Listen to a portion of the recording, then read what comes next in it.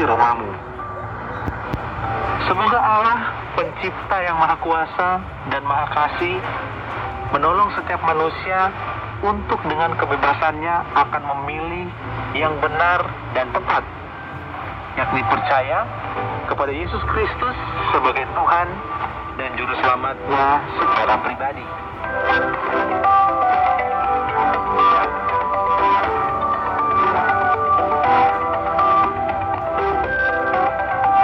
Pendengar, kita sudah membahas dengan jelas topik kita tentang dua pilihan.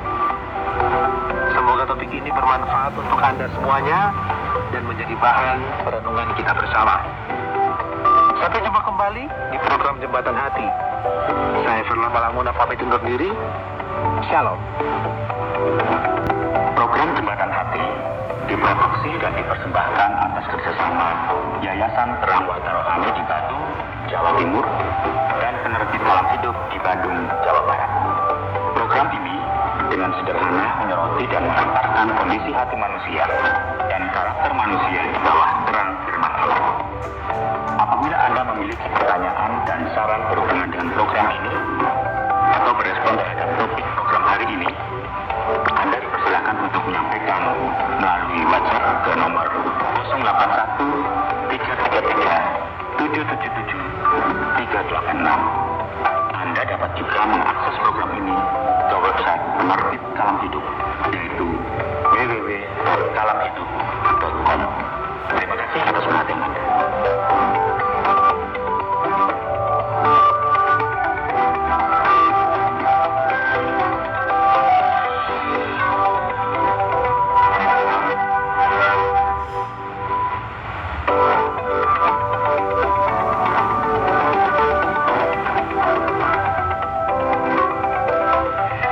Pendengar, senang bisa kembali bersama dalam program Jembatan Hati.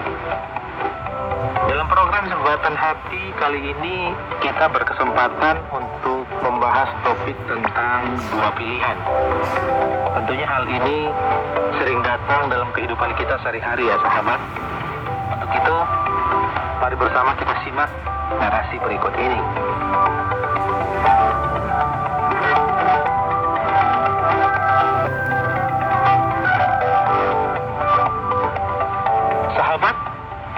Edisi ini adalah dua pilihan. Iya, dua pilihan. Bukan satu pilihan.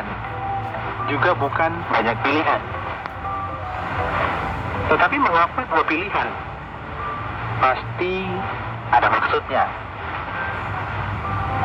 Kalau seorang dihadapkan dengan satu pilihan saja, maka orang itu akan kehilangan kebebasan untuk memilih. Ia tidak dapat mempertimbangkan mana yang lebih baik atau mana yang kurang baik. Kalau hanya ada satu pilihan dalam hidup ini, maka seorang akan dengan terpaksa mengambilnya, apapun resikonya, baik atau buruk. Sebaliknya, jika seorang diperhadapkan dengan dua pilihan, tiga pilihan atau lebih, maka ia akan cukup bebas untuk memilih dengan banyak pertimbangan untuk sepenuhnya memuaskan dirinya. Sebagai contoh, kalau kita hendak membeli ponsel pintar misalnya, kita akan ke sebuah toko ponsel dan berhadapan dengan beberapa etalase yang memajangkan berbagai merek ponsel atau berbagai tipe untuk setiap merek berhubungan dengan dua pilihan ini. Setiap orang yang hidup di dunia ini memang harus memilih surga atau neraka, keselamatan yang kekal atau hukuman yang kekal. Ada bersama dengan Allah untuk selama-lamanya dengan penuh kebahagiaan yang tidak bisa dilukiskan dengan bahasa manusia, atau bersama dengan iblis untuk menderita dalam hukum Allah yang tidak akhirnya. Ini dua pilihan ekstrim yang harus kita ambil. sekarang ini dan selama kita masih diberi kesempatan untuk hidup di bumi ini. Hidup di sorga bersama Allah atau hidup di neraka bersama iblis adalah pilihan bebas kita. Semua pilihan tanpa keterpaksaan, tanpa keterdesaan, dan tanpa tekanan apapun. Kehendak bebas kita lah yang akan menentukan apapun pilihan yang akan kita ambil.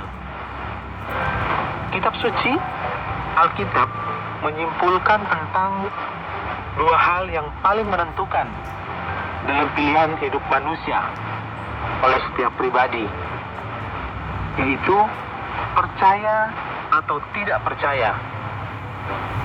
Lalu percaya kepada siapa?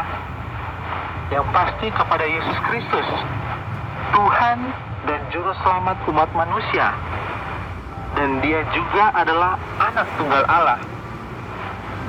Tentu predikat atau sebutan ini adalah dalam pengertian teologis, bukan secara biologis. Dengan kata lain, kesimpulan yang paling singkat, jelas, tegas, dan sederhana adalah begini. Percaya kepada Tuhan Yesus Kristus akan memperoleh keselamatan kekal.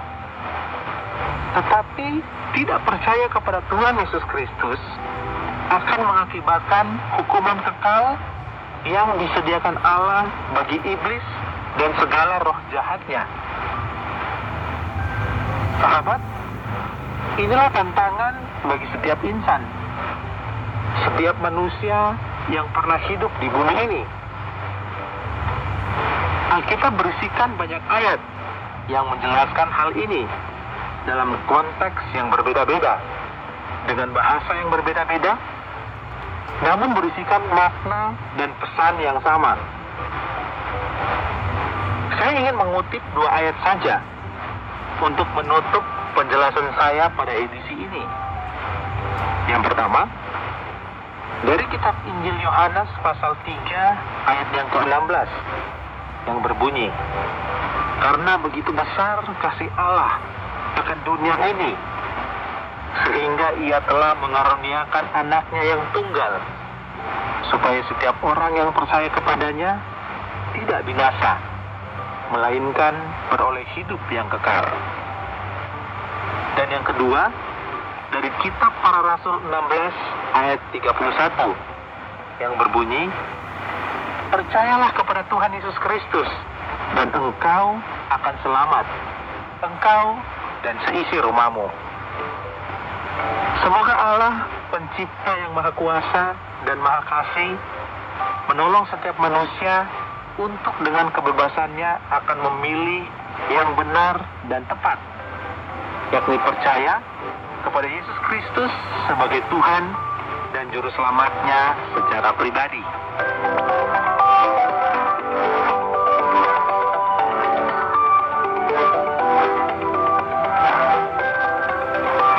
Pendengar, kita sudah membahas dengan jelas topik kita tentang dua pilihan. Semoga topik ini bermanfaat untuk Anda semuanya dan menjadi bahan perenungan kita bersama. Sampai jumpa kembali di program Jembatan Hati. Saya Firman Malanguna pamit undur diri. Shalom. Program Jembatan Hati diproduksi dan dipersembahkan atas kerjasama Yayasan Terang Mata Rohani di Batu, Jawa Timur, dan Penerbit Kalam Hidup di Bandung, Jawa Barat. Program ini dengan sederhana menyoroti dan memaparkan kondisi hati manusia dan karakter manusia di bawah terang firman Allah. Apabila Anda memiliki pertanyaan dan saran berhubungan dengan program ini atau berespon terhadap topik program hari ini, Anda dipersilakan untuk menyampaikan melalui WhatsApp ke nomor 081 333 777 386. Anda dapat juga mengakses program ini ke website Penerbit Kalam Hidup, yaitu www.kalamhidup.com. Terima kasih atas perhatian Anda.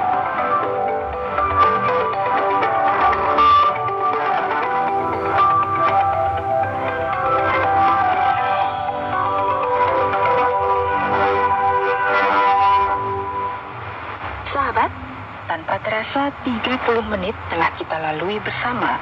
Saya mengajak Anda untuk tetap mendengarkan program Jembatan Hati, sebuah program yang berbicara tentang Allah Pencipta dan manusia sebagai umat ciptaannya. Di minggu depan, ada gelombang 25 meter atau frekuensi 11.965 kHz. Pukul 17.30 waktu Indonesia bagian Barat. Inilah KTWR Agana Guam.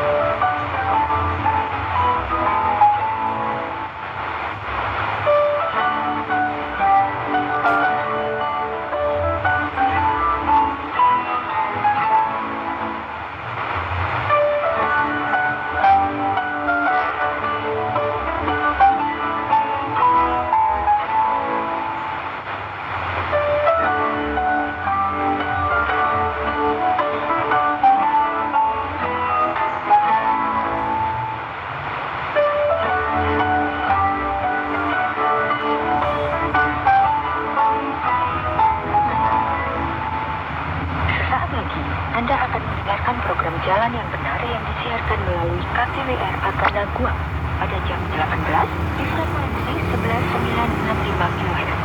Semoga program ini dapat memberkati Anda semua. Selamat mendengarkan.